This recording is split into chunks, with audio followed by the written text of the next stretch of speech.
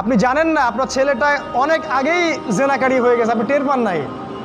ছেলের হাতে স্মার্টফোন তুলে দিয়েছেন, ছেলে গোপনে গোপনে 10টা প্রেম করে, আপনি জানেন না।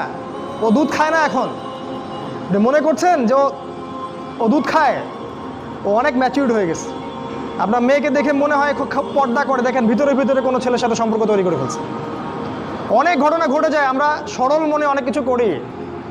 আপনার ওয়াইফকে দেখেন, আপনি যখন বাসায় থাকেন না, কি করে না করে মনিটরিং করেন, টিভি বন্ধ করে দেন, সিরিয়াল টিরিয়াল বন্ধ করেন। এমন কারোর সাথে মিশতে দিবেন না যে আপনার ছেলেকে, আপনার মেয়েকে, আপনার বোনকে, আপনার মাকে বিপথে নিয়ে যাবে।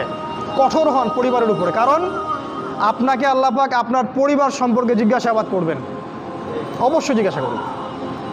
বিশ্বাস করেন আল্লাহ পাক কিয়ামতের মাঠে আপনাকে আপনার পরিবার সম্পর্কে জবাবদিহি করাবেন প্রত্যেকটা বিষয়। আপনি দাওয়াত দেন, চেষ্টা করেন, তারপরে যদি ছেলে বেলাইনে যায় সেটা